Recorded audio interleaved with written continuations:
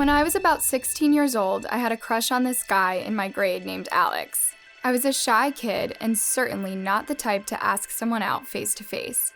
So I tried to show him I liked him in other ways, like helping him out with his homework and sending him little cute notes in class. I guess one day he finally got the hint and he sent me an instant message. My heart jumped out of my chest when I got the notification. "Do you want to meet me at Bear Creek tonight, maybe around 10?" he asked, including a smiley face emoji. Bear Creek was a popular hangout spot a short walking distance from my house. There were several benches and swings where you could sit and enjoy the scenic views of the water. I knew meeting at 10 p.m. could be a problem. My parents didn't let me out that late at night and especially wouldn't be happy to find out I was meeting some boy, but I didn't care. I would somehow find a way. "Yes," I texted back simply. I could barely concentrate on my schoolwork that day. I was so excited. When the school day finally ended, I hurried home, walking the short distance between my school and my house quickly. I shouted a quick hello to my mom before racing upstairs to get my homework done. I then searched through my closet for the perfect outfit before settling on a floral sundress. I curled my hair and did my makeup and sat around waiting for it to be time to leave. My parents both went to bed at 9 p.m. sharp every night, so that gave them around 45 minutes to hopefully fall into a deep sleep before I would have to sneak out.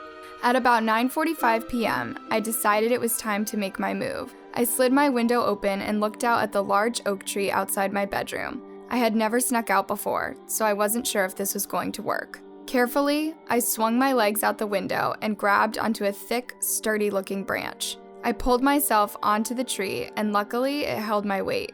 I descended from the tree slowly and carefully, and then dropped to the ground to make as little sound as possible.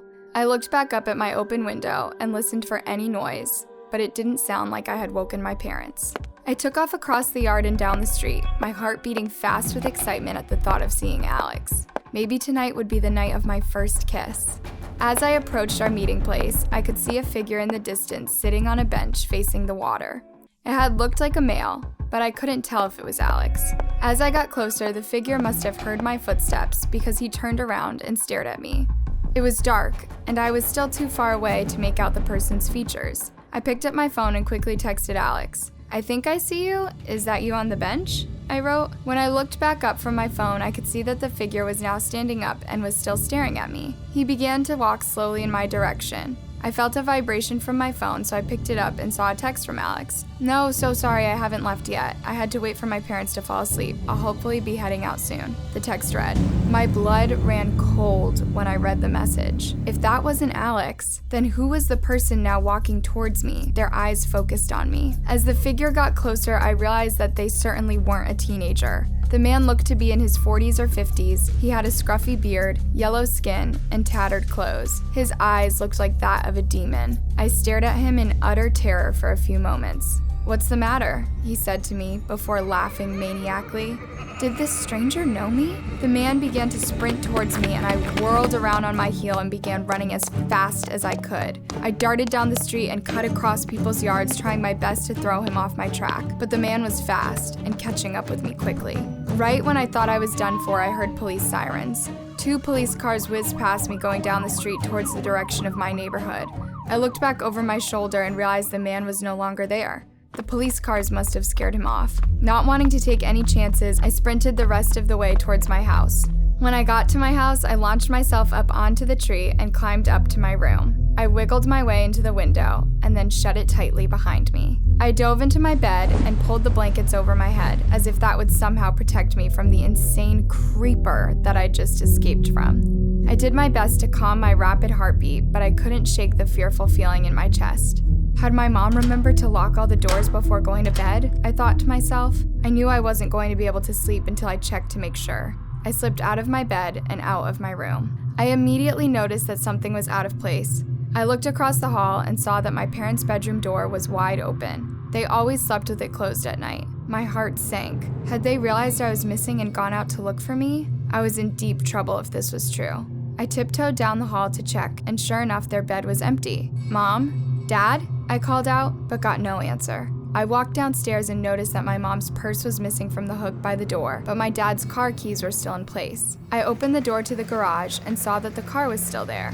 It didn't make any sense. Where had they gone? Had they been robbed or abducted? After the night I just had, anything seemed possible right now. In a panic, I grabbed my phone and quickly dialed my mom's number.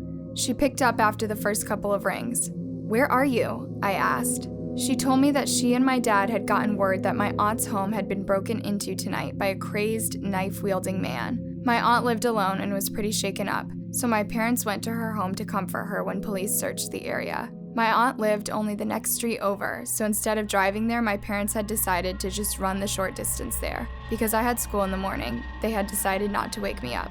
"But what happened to the man? Did they catch him?" I asked, a sick feeling in my chest. "No, he's still on the loose. The police think he's probably on some sort of hardcore substance. He used a knife to cut weird devilish symbols into the wall," my mom explained. Was the man that had broken into my aunt's house the same guy that said my name and chased me tonight? Was he targeting my family in particular? Or was this all just some weird coincidence? I considered telling my mom about what I had experienced that night, and in retrospect, it probably would have been the right thing to do, but I didn't want to get in trouble for sneaking out, so I kept it to myself. The next night, I lay awake, struggling to sleep because I was still so unsettled by what had happened the night before. I tossed and turned for what felt like hours before I finally began to slowly drift off. I was in that in-between state where you're not fully asleep but not fully awake either. I heard a tap at my window, but I was too tired to investigate. It was probably just the wind blowing a branch against the glass. But then I heard it again, louder this time. I rolled over and looked up at the window, right next to my bed. There was a face staring back at me. It was the same man from the night before. He was smiling as he tapped a long knife against the glass. Even though the window was shut, I could still clearly understand that he was mouthing the word, "hello." Frozen in my tracks, I began screaming the most blood-curdling, horrific screams that I think ever came out of my mouth.